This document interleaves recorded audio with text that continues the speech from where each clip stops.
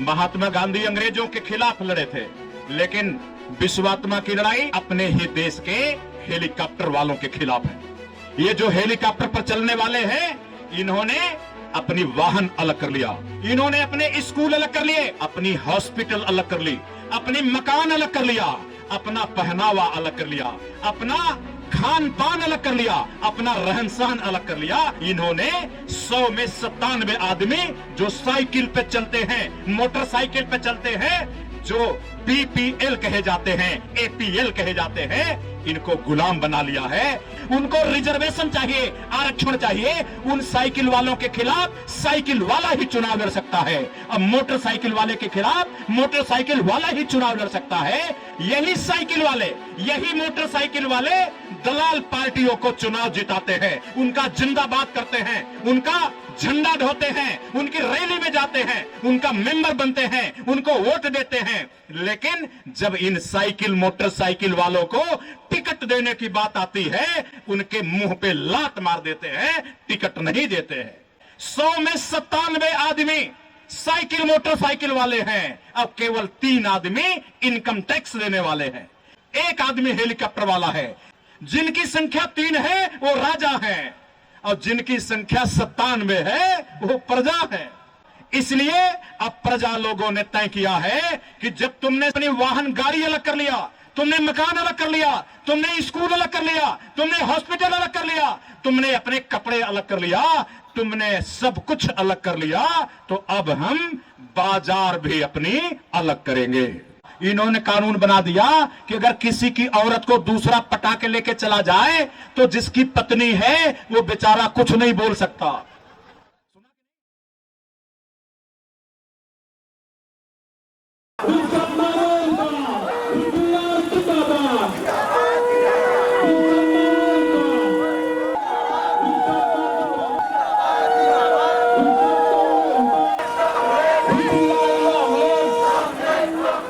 विश्वात्मा वेलकम, विश्वात्मा वेलकम, विश्वात्मा वेलकम, विश्वात्मा वेलकम, विश्वात्मा वेलकम। आज 17 नवंबर पार्टी के 9वें स्थापना दिवस के मौके पर मौजूद पार्टी के तमाम प्रदेश कमेटी के, जिला कमेटी के, ब्लॉक कमेटी के, सर्किल कमेटी के, सेक्टर कमेटी के और गांव की बूथ की कमेटी के तमाम हमारे पदाधिकारीगण, मेरे प्राइमरी मेंबर और एक्टिव मेंबर भाइयों और बहनों, अभी चुनाव हुआ और इस चुनाव में एक बार फिर वोटर्स पार्टी के सारे प्रत्याशी हार गए।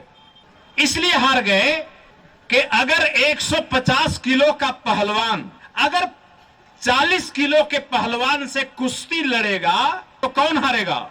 जो 40 किलो का पहलवान है वो मल्लयुद्ध हारेगा, और 150 किलो 1.5 कुंटल वाला पहलवान जीतेगा।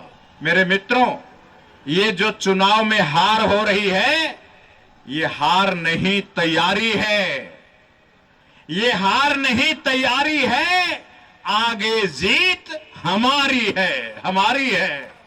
हम जानते हैं कि तपस्या का एक टाइम होता है। कांग्रेस 1885 में बनी। अब पहला इलेक्शन कब जीता मालूम?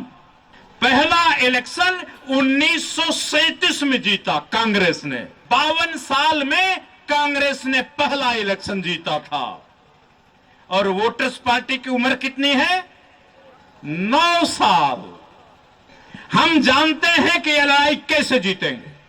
हमें सब कुछ पता है, जैसे जन्म कुंडली लिखने वाले को सब पता होती है। इस पार्टी को हमने जन्म दिया है, इसकी पूरी जन्म कुंडली हमें मालूम है कि किस उम्र में हम बीटीसी कब्जा करेंगे, किस उम्र में आसाम की सरकार पर कब्जा करेंगे, और किस उम्र में दिल्ली की सरकार कब्जा करेंगे, और किस उम्र में भारत, पाकिस्तान, नेपाल, भूटान की दक्षिण एशिया की सरकार बनाएंगे और कब्जा करेंगे। हम ये भी जानते हैं कि किस उम्र में पूरी धरती की एक सरकार बनाएंगे और उसको भी हम कब्जा करेंगे।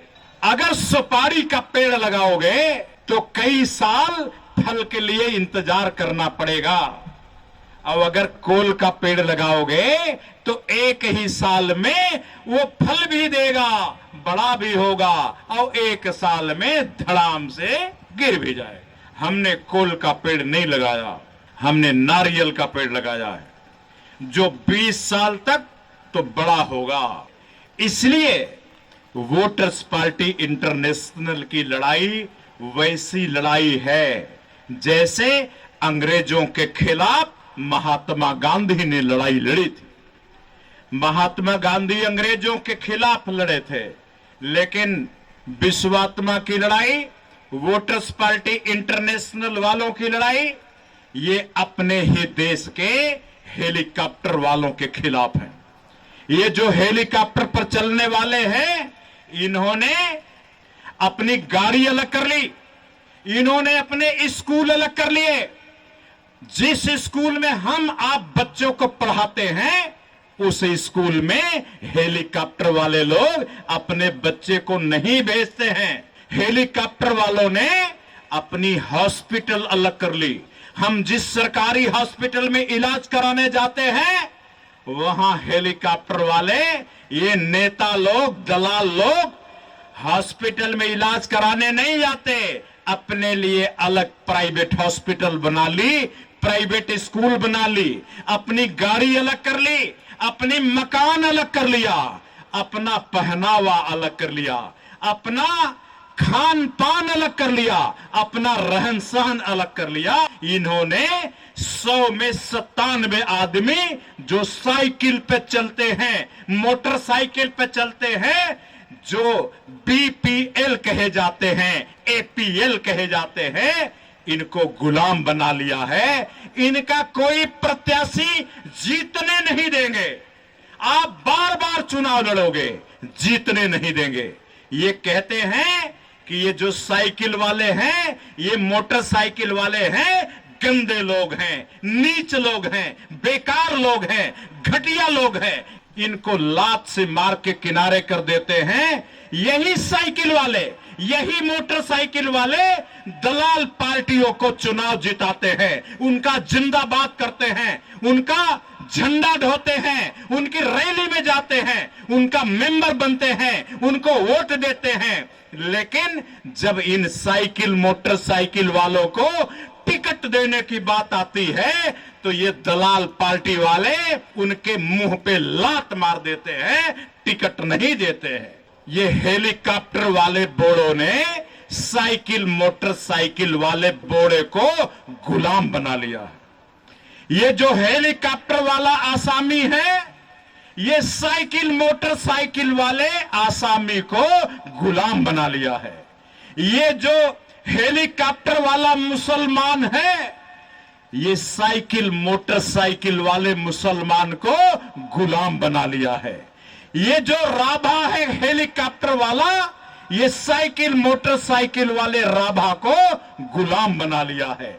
ये आदिवासी जो हेलीकॉप्टर तो पाते नहीं, लेकिन लार टपकाते रहते हैं कि एक दिन हेलीकॉप्टर में जरूर चलूंगा, इनको भी ये जो अमीर आदिवासी हैं, इन गरीब आदिवासियों को लात मार के किनारे कर दिया है, इनको गुलाम बना लिया है। 100 में 97 आदमी साइकिल मोटरसाइकिल वाले हैं, अब केवल 3 आदमी इनकम टैक्स देने वाले हैं। एक आदमी हेलीकॉप्टर वाला है, लेकिन जिनकी संख्या 3 है वो राज करते हैं, जिनकी संख्या 3 है वो राजा हैं, और जिनकी संख्या 97 है वो प्रजा है। इसलिए अब प्रजा लोगों ने तय किया है कि जब तुमने अपनी गाड़ी अलग कर लिया, तुमने मकान अलग कर लिया, तुमने स्कूल अलग कर लिया, तुमने हॉस्पिटल अलग कर लिया, तुमने अपने कपड़े अलग कर लिया, तुमने सब कुछ अलग कर लिया, तो अब हम बाजार भी अपनी अलग करेंगे। आज ये फैसला हो रहा है, वोटर बाजार मिशन आज से चालू होगा, और ये जो आदमी हमारे मिशन का मेंबर नहीं है, उसकी दुकान से आज के बाद सामान खरीदना बंद। और जब ये बाजार हमारे हाथ में होगी तो हम कोकराझार चढ़ाई करेंगे। कोकराझार में अनुसूचित जनजाति के लिए रिजर्वेशन मिला, लेकिन वहां कौन बैठ गया? सारे ऊपर वाले बैठ गए। जितने साइकिल मोटरसाइकिल वाले चुनाव लड़े सब हार गए। और जीता कौन? वो बड़ा बड़ा दलाल, वो बड़ा बड़ा करोड़पति अरबपति, वही लोग जीते। और कोकराझार में बीटीसी में 40 सीट है, 40 मेंबर बनते हैं। बीपीएल एपीएल को 97% चाहिए। 97% में कितनी सीट बनी? 40 में 38 सीट पे साइकिल मोटरसाइकिल वाले चुनाव लड़ेंगे। उनके खिलाफ कोई कार वाला चुनाव लड़ नहीं पाएगा, ऐसा कानून बनना चाहिए। इसलिए 40 में 38 मेंबर साइकिल मोटरसाइकिल वाले ही अब आगे से कोकराझार में चुनाव लड़ेंगे, मेंबर बनेंगे। उनको रिजर्वेशन चाहिए, आरक्षण चाहिए। उन साइकिल वालों के खिलाफ साइकिल वाला ही चुनाव लड़ सकता है। अब मोटरसाइकिल वाले के खिलाफ मोटरसाइकिल वाला ही चुनाव लड़ सकता है। मोटरसाइकिल वाले के खिलाफ कार वालों को चुनाव लड़ने पर रोक लगाई जाए। आसाम विधानसभा में, गुवाहाटी में ये कानून बनना चाहिए, क्योंकि अगर मोटरसाइकिल वाले के सामने हेलीकॉप्टर वाला चुनाव लड़ेगा तो मोटरसाइकिल वाला गारंटी से हारेगा। इसलिए अंबेडकर ने कहा था कि एससी एसटी को रिजर्वेशन दो, तब हमारा प्रतिनिधित्व होगा। और विश्वात्मा कहते हैं कि एपीएल बीपीएल को रिजर्वेशन दोगे तब साइकिल मोटरसाइकिल वाले चुनाव जीतेंगे, तब उनका प्रतिनिधित्व होगा। आसाम विधानसभा में 126 एमएलए हैं, तो 4 एमएलए हेलीकॉप्टर वालों को दे दो और 122 एमएलए साइकिल मोटरसाइकिल वाले होने चाहिए। जब एससी एसटी को आरक्षण मिल गया तो एपीएल बीपीएल को रिजर्वेशन मिलेगा। साइकिल वाले के सामने साइकिल वाला लड़ेगा और मोटरसाइकिल वाले के सामने मोटरसाइकिल वाला लड़ेगा, तब वोटरशिप का कानून बनेगा। दिल्ली में पार्लियामेंट की कितनी सीट है? 545 और उसमें 97% कितना हुआ? 527।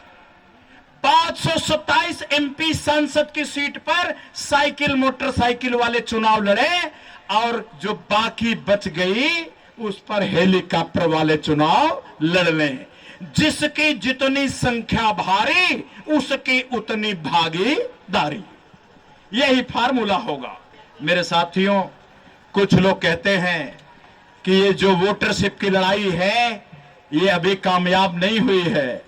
ध्यान रखना, हमने आज के 15 साल पहले जो कहा था वो भविष्यवाणी सही साबित हुई है। हमने कहा था सारा काम मशीनें खा जाएंगी, मशीनें ज्यादातर काम खा गई। अब तो पढ़े लिखे लोगों का काम ये मोबाइल कर रहा है। डॉक्टर की दवाई पूछना है तो अब डॉक्टर के पास जाने की जरूरत नहीं है, मोबाइल से पूछो। आर्टिफिशियल इंटेलिजेंस डॉक्टर की दवाई बता रहा है, वकील का काम कर रहा है। सारे काम बुद्धिमानों के इसके अंदर चले गए। ये मैंने भविष्यवाणी कब किया था? आज के 20 साल पहले। जो कहा था वो सही साबित हो। अब किसी के पास नौकरी नहीं है, काम नहीं है। इसलिए मैं कहता हूं कि मशीन के कमाई, मशीन के मेहनत करने से, मशीन के सड़क बनाने से, नहर बनाने से, कपड़ा पैदा करने से जो नोट छाप रही है सरकार, वो नोट वोटरों के खाते में डाल दिया जाए। आज 2025 की कीमत से अगर ये कानून बन जाए तो कितना पैसा मिलेगा? 11,900। अब 8,000 नहीं है, क्योंकि 5 साल में बढ़ गया। 8,000 से बढ़ के 12,000 हो गया। अगर ये कानून बन जाए तो एक परिवार में 5 आदमी हैं, 5 वोटर, तो 12 में 5 का गुणा करिए, 60,000 रुपया एक परिवार में आ जाएगा। अब जो लोग दिल्ली में पटना में, गुवाहाटी में कहते थे ये नहीं हो सकता, नहीं हो सकता, नहीं हो सकता। बिहार में चुनाव हुआ है और प्रधानमंत्री ने और बिहार के मुख्यमंत्री ने 10,000 रुपया लोगों के खाते में भेजा है, तब जाके लोगों ने वोट दिया है। यानी अब बिना पैसा दिए राजनीति कोई कर पाएगा नहीं। अब राजनीति करना है तो वोटर को पैसा देना पड़ेगा। नरेंद्र मोदी प्रधानमंत्री ने घुटने टेक दिए, वोटरशिप के सामने प्रधानमंत्री ने घुटने टेक दिए, मुख्यमंत्री ने घुटने टेक दिए। और आसाम का मुख्यमंत्री अरुणोदय के नाम पे कितना दे रहा है? 1250। अब हम लोगों को आंदोलन करना पड़ेगा कि भाई हमें तो 12,000 रुपया चाहिए, तुम 1200 रुपया दे रहे हो। चलो दिल्ली सरकार जब देगी तो देगी, लेकिन आसाम सरकार अगर 12,000 नहीं दे सकती तो अरुणोदय के नाम पर वो पैसा बढ़ा के 3,000 किया जाए। और ये नहीं कि किसी को मिले किसी को नहीं मिले। आसाम में जितनी औरतें हैं, ये जितनी दीदी हैं 18 साल के ऊपर की, उन सबको अरुणोदय का पैसा 3,000 दिया जाए। अब जो लोग कहते हैं कि लोग पैसा पाएंगे तो काम नहीं करेंगे, ये बात झूठी साबित हो गई। अगर पैसा पाएंगे काम नहीं करेंगे तो तुम 1200 क्यों दे रहे हो? अगर पैसा पाएंगे काम नहीं करेंगे तो अभी प्रधानमंत्री ने बिहार में वोटरों के खाते में 10-10 हजार रुपया क्यों भेजा? अगर लोग काम नहीं करेंगे तो झारखंड की सरकार झारखंड की हर औरत को लाडली बहना योजना दे रही है, 1800 रुपया महीना क्यों दे रही है? मध्य प्रदेश में पैसा मिल रहा है, दिल्ली में मिल रहा है, महाराष्ट्र में मिल रहा है, कर्नाटक में मिल रहा है, सभी जगह पैसा मिल रहा है, लेकिन अधिकार नहीं मिल रहा, भीख मिल रहा, भीख। हमें 12,000 चाहिए मेरे साथियों, और पार्लियामेंट की कमेटी इसको मान चुकी है। संसद की कमेटी ने इस पर ठप्पा मार दिया है कि ये पैसा दो। इन लोगों ने पार्लियामेंट की नकल करके कोई 1200 दे रहा है, कोई 1800 दे रहा है, कोई 2200 दे रहा है, कोई 2500 दे रहा है। कर्नाटक वाले तो 1 तोला सोना दे रहे हैं, कहते सोना ले लो। हमें सोना चांदी नहीं चाहिए, हमें अपना हक चाहिए, हमें अपना अधिकार चाहिए। हमें वोटरशिप का 11,900 रुपया चाहिए। ये 100 रुपया भी तुम ले लो, 12,000 पूरा मत लो। हमारा जितना हिस्सा बनता है उतना ही चाहिए। वोटरशिप कानून बनना चाहिए कि नहीं भाई? अब हाथ नीचे कर लीजिए। मेरे साथियों, इन्होंने एक कानून बना दिया, इन्होंने कानून बना दिया दिल्ली में कि एक आदमी की औरत को कोई दूसरा लेके भाग जाए तो अभी तक अपराध था। इन्होंने कानून बना दिया कि अगर किसी की औरत को दूसरा पटा के लेके चला जाए तो जिसकी पत्नी है वो बेचारा कुछ नहीं बोल सकता। और कानून बनाया है कि अगर किसी औरत का मर्द, उसका हस्बैंड, उसका पति अगर किसी दूसरी औरत के साथ चला जाए, ये अपराध नहीं है। क्या ये कानून सही है भाई? क्या आप लोग चाहते हो कि आप लोगों की पत्नियां कहीं भाग जाए? कोई चाहता है? कोई नहीं चाहता। तो कितने लोग अपनी अपनी पत्नी को अपने घर में इज्जत के साथ रखना चाहते हो? हाथ उठाओ। तो ये दलाल पार्टी वालों ने जो कानून बनाया है, ये कानून खत्म करना चाहिए कि नहीं? इसलिए ये कानून भी हम लोग खत्म करेंगे। अब हमारे एजेंडे में एक नया काम और है। हर आदमी की औरत इज्जत के साथ उसके घर में रहेगी। अगर कोई मर्द किसी दूसरी औरत की तरफ गलत नजर से आंख भी उठाएगा, अगर दूसरे के साथ पकड़ा जाएगा तो 5 साल की जेल का इंतजाम होगा, 5 साल की जेल। और इन्होंने एक कानून और बनाया है, लड़का लड़का लोरा लोरा शादी करेगा, स्वाली स्वाली शादी करेगी, ये भी कानून है। अब वोटर्स पार्टी का काम ये भी है कि वो ये परिवार को भ्रष्ट करने वाले, परिवार के धर्म, परिवार की सभ्यता, परिवार की संस्कृति को बर्बाद करने वाले जो कानून हैं, उन कानूनों को खत्म करना भी वोटर्स पार्टी का आगे से काम होगा, एजेंडा होगा। ये किसान लोग धान पैदा करते हैं, सुपारी पैदा करते हैं, टमाटर पैदा करते हैं, कोल पैदा करते हैं और उनको उनके मर्जी की कीमत नहीं मिलती। एक कानून हम और बनाने की बात कर रहे हैं, एमएसपी, न्यूनतम समर्थन मूल्य, मिनिमम सपोर्ट प्राइस। मतलब अब किसान को ये जो भी सामान बेचेगा वो अपने मर्जी से जो कीमत तय करेगा उस पर बेचेगा। अगर रबर की कीमत किसान चाहता है कि 100 रुपए के नीचे नहीं जाना चाहिए, तो रबर 100 रुपए के नीचे नहीं बिकेगा, रबर बिकेगा 100 रुपया उसके ऊपर। लेकिन 65-70 रुपया में रबर बिकने वाला नहीं है। ये भी अब वोटर्स पार्टी का काम है। मेरे साथियों, आज हमने वोटर बाजार मिशन का प्रस्ताव पास किया। हमने भगवान से कसम खाई है कि हम वोटर बाजार की सामान का इस्तेमाल करेंगे और दलालों की बाजार का बहिष्कार करेंगे। आज हमने एपीएल बीपीएल को, साइकिल मोटरसाइकिल वालों को सांसद विधायक बनाने की कसम खाई है। आज हमने संकल्प लिया है। आज हमने बहुत बड़े बड़े फैसले लिए हैं, इतिहास में दर्ज किया जाएगा। जैसे आजादी का इतिहास बना, सम्मेलनों में जो निर्णय लिए जाते थे उसका इतिहास बना, उसी तरह आज ऐतिहासिक फैसला हुआ है, इसका भी एक इतिहास बनेगा और उस इतिहास में आप सब लोगों का नाम लिखा जाएगा। मैं इसी बात के साथ अपनी बात का समापन करूंगा और चाहूंगा कि एक नई ऊर्जा के साथ पार्टी को सफलता की ऊंचाइयों पर पहुंचाइए। साथियों, हम एक ऐसे दौर से गुजर रहे हैं जहां आर्थिक तंगी करोड़ों परिवारों को चुपचाप निगल रही है, पर ध्यान भटकाने के लिए बड़ी पार्टियां, सत्ता और मीडिया हमें अपने असली शत्रु से पहचान कराने की जगह हमारे दिमाग में पड़ोसी देशों, पड़ोसी धर्मों और पड़ोसी जातियों के खिलाफ नफरत का इंजेक्शन लगाकर एक दूसरे से लड़ाने में लगी है। यही कारण है कि एक तरफ आर्थिक नरसंहार हो रहा है और दूसरी तरफ इंसानियत धीरे धीरे दम तोड़ रही है।